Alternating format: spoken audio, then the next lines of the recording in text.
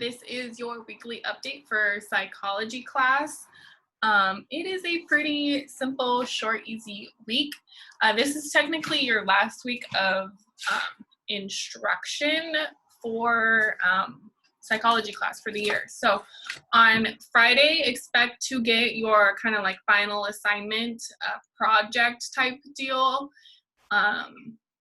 And that will be assigned on Friday, and then you'll have 10 days to work on that. That'll be due on June 10th, which I will go over in that other video on Friday. But this week is technically your last week of like learning new information the best we can. And it's really simple, no notes, just 2 assignments in a Google form, super quick. So I'm gonna go ahead and share my screen. And we're going to start on Google Classroom. So as always, there's the calendar, there are the slides, first assignment, second assignment. So I'm going to go over to the slides, and this is our weekly calendar. And I can do it big. So Memorial Day, that was yesterday. No school, no assignments. You didn't hear from me. That's why I'm posting this today. For today and tomorrow, which is like Tuesday and Wednesday, you have a language development assignment. And then on Thursday, Friday will be Can Animals Learn Language? And then we will have Zoom office hours on Thursday. So I'm going to go over our language development. Cool. So it's a Google form. It's a little bit longer. I will read the passages if you want me to, like if you want to have someone to listen to. I'll skip over the videos. I'll let you play the videos on your own. But we're going to be talking about language. And like, you know, language, speaking, reading, writing, that's kind of like what we are talking about. So language is a communication system that involves using words and systematic rules to organize those words to transmit information from one individual to another. While language is a form of communication, not all communication is language. Many species communicate with one another through their posture, movements, odors, and vocalizations. This communication is crucial for a species that need to interact and develop social relationships with their conspecifics. However, many people have asserted that it is a language that makes humans unique among all other animal species. This section will focus on what distinguishes language from a special form of communication and how the use of language development and how language affects the way we think. So, component of language. Language, it can be spoken, signed, or written, has specific components, a lexicon and grammar. Lexicon refers to the words of a given language. Thus, lexicon is the language's vocabulary. Grammar refers to the set of rules that are used to convey meaning through the use of a lexicon. For instance, English grammar dictates that most verbs receive an ed at the end to indicate a past tense. So for exercise number 1, you're going to create grammatical sentences. So for each sentence, select the word that best completes the sentence. There's no really right or wrong answer. It's just for you to pick pick a word, okay? So we use semantics and syntax to construct language. Semantics and syntax are a part of a language grammar. Semantics refer to the process in which we derive meaning from morphemes in words. Syntax refers to the way that words are organized into sentences. So I'm gonna pause right there. So morphemes, that is like it's the smallest unit of sound that has a meaning. So the letter A, doesn't really have meaning, but when you put those letters together, they can form like a morpheme, and that has a meaning. So like the word boy, right? It's that boy has meaning. We know what a boy is, right? Or if we think that, you can think of it very commonly like a prefix and a suffix, like anti. Anti is not exactly a word, but it has meaning. We understand that anti means like not, right? And we can put like antisocial, and then we know from that word with the morphemes that anti and social put together means not social, okay? So semantics and syntax is putting those meanings of sounds together to form a sentence to create meaning. So meaning like, can I go to the restroom? Or like restroom I need, right? We can put those words and stuff together that we can communicate what we're meaning to each other. So we apply the rules of grammar we apply the rules of grammar to organize the lexicon in novel and creative ways, which allows us to communicate information about both concrete and abstract concepts. We can talk about our immediate and observable surroundings, as well as the surface of unseen planets. We can share our innermost thoughts, our plans for the future, and debate the value of a college education. We can provide detailed instructions for cooking a meal, fixing a car, or building a fire. The flexibility that language provides to relay vastly different types of information is a property that makes language so distinct as a mode of communication among humans. Language development. Sorry. Given the remarkable complexity of a language, one might expect that mastering of a language would be especially arduous task. Indeed, for those of us trying to learn a second language as adults, this might seem true. However, young children master language very quickly with relative ease. B.F. Skinner proposed that language is learned through reinforcement. Noam Chomsky criticized this behavioral approach, asserting that instead that the mechanics of underlying language acquisition are biologically determined. The use of language develops in an absence of formal instruction and appears to follow a very similar pattern in children from vastly different cultures and backgrounds. It would seem that therefore that we are born with a biological predisposition to acquire a language. Moreover, it appears that there is a critical period for language acquisition, such as this proficiency at acquiring language is maximal at an early life. Generally, as people age, the ease with which they acquire and master new languages diminish. Children begin to learn about language from a very early age. In fact, it appears that this is occurring even before we are born. Newborns show preference to their mother's voice and appear to be able to discriminate between language spoken by their mother and other languages. Babies are also attuned to the languages used around them and show preferences for videos of faces that are moving in synchrony with the audio spoken language versus the videos that do not synchronize with the audio. So here we have the stages. So when babies are born, they argue that there's just a natural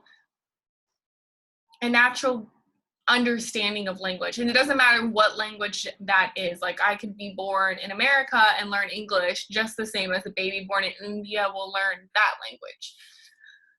So here is a simple stage, and it goes from ages 0 to 5, and I'll let you read that. This is about Jeannie. I know you guys remember Jeannie. You remember the girl that was locked in the basement, no one talked to her, and she couldn't talk anymore. So I'm gonna let you read that. Here, so you may recall that language has its own set of phonemes that are used to generate morphemes, words, and so on. Babies can discriminate among the sounds that make up language. For example, they can tell the difference between an S in vision and the S's in fission. Early on, they can differentiate between the sounds of all human languages, even those that do not occur in language that are often used in their environments. However, by the time they are about 1 year old, they can only discriminate among these phonemes. God, I cannot say that word. That are used in language or languages in their environment. So I'm gonna let you watch that video. I'm going to read, sorry, I'm like scrolling really crazy just to see. So after a few months of life, babies enter what we know as the babbling stage, during which time they tend to produce single syllables that are repeated over and over. As time passes, more variations appear in the syllables that they produce. During this time, it is unlikely that babies are trying to communicate. They are likely to babble when they are alone as when they are with their caregivers. Babies who are raised in environments in which sign language is used will also begin to show babbling in the gestures of their hands during this stage. Generally, a child's first word is uttered sometime between the ages of 1 year and 18 months. And for the next few months, the child will remain in the one-word stage of language development. During this time, children know a number of words, but they only produce one-word utterances. The child's early vocabulary is limited to familiar objects or events, often nouns. Although children in this stage only make one-word utterances, these words can carry a larger meaning. For example, a child saying cookie could be identifying a cookie or asking for a cookie. As a children's lexicon grows, she begins to utter simple sentences and acquire new vocabulary at a rapid pace. In addition, children begin to demonstrate a clear understanding of the specific rules that apply to their language. Even the mistakes that children sometimes make provide evidence of how they should understand those rules. This is sometimes seen as a form of overgeneralization. In this context, overgeneralization refers to an extension of language rules to an exception to the rule. For example, in English, it is usually the case that an S is added to the word to indicate plurality. For example, we speak one dog versus two dogs. Young children will overgeneralize this rule to the cases that are exception and add an S to the end of the word rule and say things like 2 gooses and 3 mouses. Clearly, the rules of the language are understood, even if those exceptions to the rules are still being learned.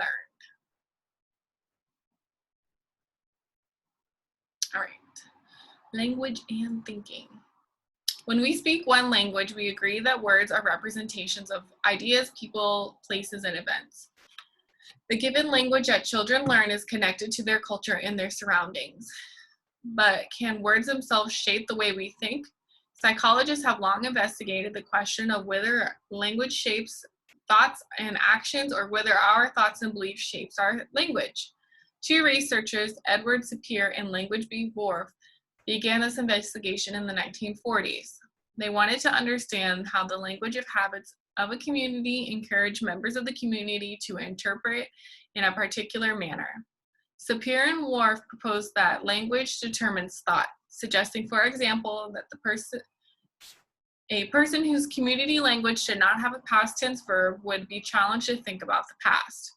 Researchers have identified this to be too absolute, pointing out the lack of empiricism behind what Sapir and Worf proposed. Today, psychologists continue to study and debate the relationship between language and thought. So, what do you think the meaning of language? Think about what you know about other languages. Perhaps you speak multiple languages. Imagine for a moment that your closest friend fluently speaks more than one language. Do you think that that friend thinks differently depending on which language is being spoken?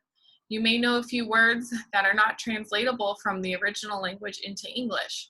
For example, the Portuguese word saudade, I don't speak Portuguese, originated in the 15th century. When Portuguese sailors left home to explore seas and travel from Africa to Asia, those left behind description of emptiness and fondness as they felt by the word came to express many meanings, including loss, nostalgia, yearning, warm wishes, and hope. There's no single word in English that includes all of these emotions in a single description. Do words such as indicate different languages produce different patterns of thought in people? What do you think? Okay. Language may indeed influence what we think, an idea known as a linguistic determinism. One recent demonstration of this phenomenon included differences in the way that English and Mandarin Chinese speakers talk and think about time. English speakers tend to talk about time using terms that describe changes along horizontal dimension, saying something like, I'm running behind schedule, or don't get ahead of yourself. While Mandarin Chinese speakers also describe time in horizontal terms, it is not uncommon to use these terms associated with the vertical arrangement. For example, the past might be described as being up and the future as being down. And it turns out that these differences in language translate into differences in performance on cognitive tests designed to measure how quickly an individual can recognize temporal relationships. Specifically, when given a series of tasks with the vertical priming, Mandarin Chinese speakers were faster at recognizing temporal relationships between months. Indeed, Brodsky sees the results of suggesting that habits in language encourages habits in thoughts. Language does not completely determine our thoughts. Our thoughts are far too flexible for that, and a habitual use of language can influence our habit of thought and action. For instance, some linguistic practice seems to be associated even with the cultural values of a social institution. Pronoun dropped is the case in point. Pronouns such as I and you are used to represent the speaker and the listener in the speech of English. In an English sentence, these pronouns cannot be dropped if they are used as a subject of a sentence. For example, I went to a movie last night is fine, but went to a movie last night is not standard English. However, in other languages such as Japanese, pronouns can be, and in fact are, often dropped from sentences. It turns out that people living in these countries where the pronoun drop languages are spoken tend to have a more collectivist values. For example, employees having greater loyalty toward their employers. That those who use non-pronoun drops in languages such as English, it was argued that the explicit reference to you and I reminds speakers the distinction between self and other, and in the differentiation between individuals. Such a linguistic practice may act as a constant reminder of the cultural value, which in turn may encourage people to perform linguistic practice. One group of researchers who investigate how language influences thought compared to English speakers and the Dani people of the Papua New Guinea speak about color. The Dani, whose two words for color, one word light and one word dark. In contrast, the English language has 11 color words. Researchers hypothesize that the number of color terms could limit the ways that the Dani people conceptualize color. For example, the Dani were able to distinguish colors with the same ability as English speakers, despite having fewer words at their disposal. A recent review of research aimed at determining how language might affect someone like color perception suggests that language can influence perceptual phenomena, especially in the left hemisphere of the brain. We may recall from earlier chapters that the left hemisphere is associated with language for most people. However, the less linguistic hemisphere of the brain is less affected by linguistic influences on perception. So, blah, blah, blah. Okay, that is your first assignment. Okay, your second assignment is super easy, and it is about animals. Oh my gosh. Okay, so you're going to read this little blurby, you're going to watch this, and then there's those few questions, and then that is it for you, okay? So, I'm going to stop sharing my screen. That is all I have for you. I hope everybody has a wonderful week. It's a short week, 4-day week, so expect that your summary assignments will be uploaded and all that jazz on Friday, and then you'll have over 10 days to work on it. So hopefully that will be a smooth thing for all of us. I miss you all so much. It doesn't look like I'm going to be able to see you before school ends because we only have like 3 weeks left, but just know that even over the summer I'm available through email and such if you ever want to chat. Okay? Bye! I miss you.